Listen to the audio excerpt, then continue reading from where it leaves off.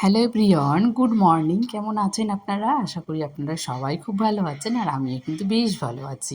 পিয়াশ্রী ব্লগে আরও একটি নতুন ভিডিওর সাথে অনেক স্বাগত জানিয়ে ব্লগটি শুরু করছি। আর এখন জানেন তো সকাল কটা বাজে? এখন ওই 7:10 মতো বাজে। আজকে অনেকটা তাড়াতাড়ি ঘুম থেকে উঠে গেছি। ভেবেছিলাম আরও তাড়াতাড়ি ঘুম থেকে উঠবো, তাহলে কি বলেন তো, একটু সকালবেলা যদি ঘুম থেকে ওঠা যায় না, কাজে অনেকটা তাড়াতাড়িও হয়ে যায়, আবার সব কাজে একটু মনও বসে।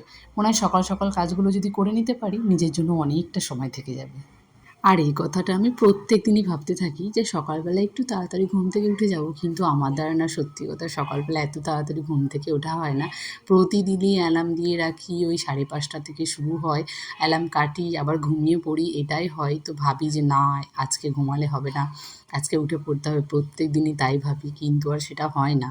আজকের ভিডিওটা আমি শুরু করেছিলাম সকালে বাসি কাজ দিয়েই। তো সবার আগে ঘুম থেকে উঠেই না আমি আগে ব্রাশ করে নিই। ব্রাশ করে নেওয়ার পরে তারপর ঘরটা ঝাড়ু দিই।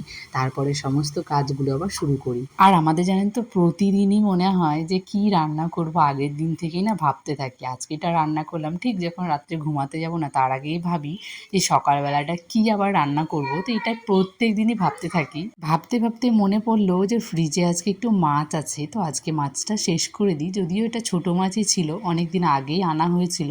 মা ছিল তখনই কিন্তু মাছটা আনা হয়েছিল, মা ভালো করে ধুয়ে পরিষ্কার করে রেখেছিল। তাই ভাবলাম খুব একটা বরফ জমেনি মাছের মধ্যে, তো একটু জল দিয়ে এটাকে রাখলাম, ফ্রিজ থেকে বের করে নিলাম। তারপরে ভাবছি যে মাছটা কি দিয়ে রান্না করব, কারণ আগে কয়েকটা বেগুন আছে। বেগুন যদিও আমার একটু ভালো লাগে না খেতে, শীতকালে ভালো লাগে যখন ওই রুটি দিয়ে ভাত দিয়ে একটু পোড়া বেগুন পোড়াটা, ওইটা একটু ভালো লাগে। ব্যাস, বেগুনের কোনো তরকারি আমার আর কিচ্ছু ভালো লাগে না।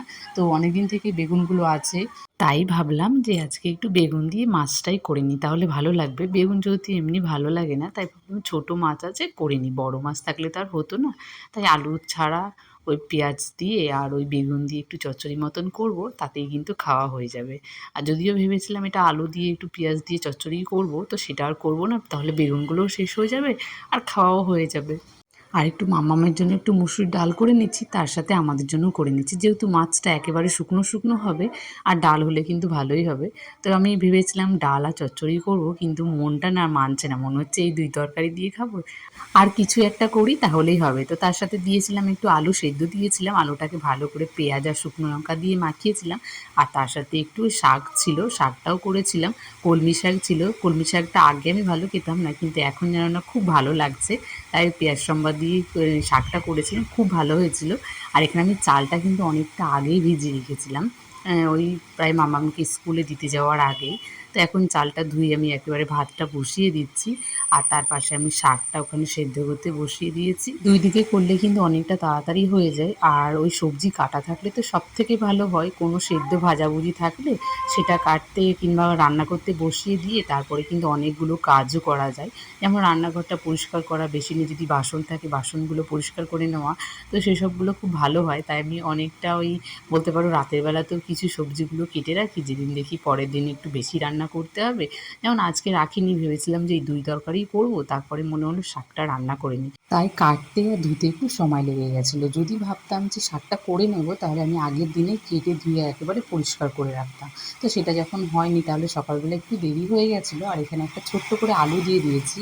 আগে যখন মা কলমি শাক রান্না করেছে, কখনো মাকে দেখিনি যে কলমি শাকের মধ্যে কিংবা যে কোনো শাকের মধ্যে আলু দিতে। বেগুন দিয়ে করেছে সেটা দেখেছি, কিন্তু এখানে এসে আমি এখন নিজেই রান্না করি।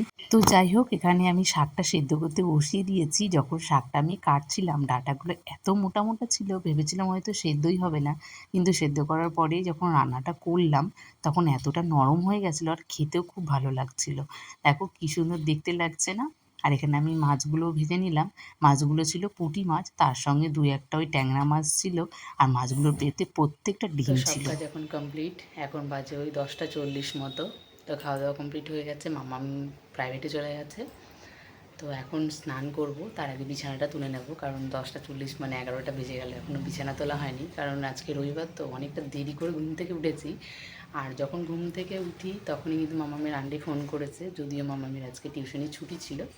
তো বললো কালকে নাকি কলেজ না কোথায় যাবে, তো সেই জন্য বললো আজকে পড়িয়ে দেবে, তাই একটু তাড়াতাড়ি করে রান্নাবান্নাগুলো করে ঝটপট করে পাঠিয়ে দিয়েছি। আর আজকে ওর অফিসে ছুটি নেই, কারণ কয়েকটা সপ্তাহ থেকে সানডেটাও আর ছুটি পাচ্ছে না, তো এই জন্য ও নিজের মতো অফিসে চলে গেছে। আর এখন আমি ঘরের কাজগুলো কমপ্লিট করে তারপর স্নান করে পুজো দিয়ে নেব মামা আসার আগে। যেই দিন আমি সকালে স্নান করি না, তারপরে তো স্নান না করলে তো পুজো দেওয়াও যায় না। কিন্তু পুজোটা যতক্ষণ না দিই না, মনের মধ্যে একটা শান্তি পায় না। আর মনে হয় সবথেকে একটা বড় কাজ আমার জন্য আটকে আছে। তো তাড়াতাড়ি করে স্নানটা করে নিলাম, এখন দিয়ে নেব পুজোটা দিয়ে নেব, তারপর মামাম চলে আসবে। মামাম আর আমি দুজনে মিলে ঘুমাচ্ছিলাম, তার মাঝখানে দেখি একটুখানি বৃষ্টি হয়ে গেছে। বৃষ্টি হয়ে জামা কাপড়গুলো সব ভিজে গেছে, যেগুলো স্নান করার আগে একটু একটু ভেজা ছিল সেগুলো দিয়ে রেখে গেছিলাম, তো সব ভিজে গেছে।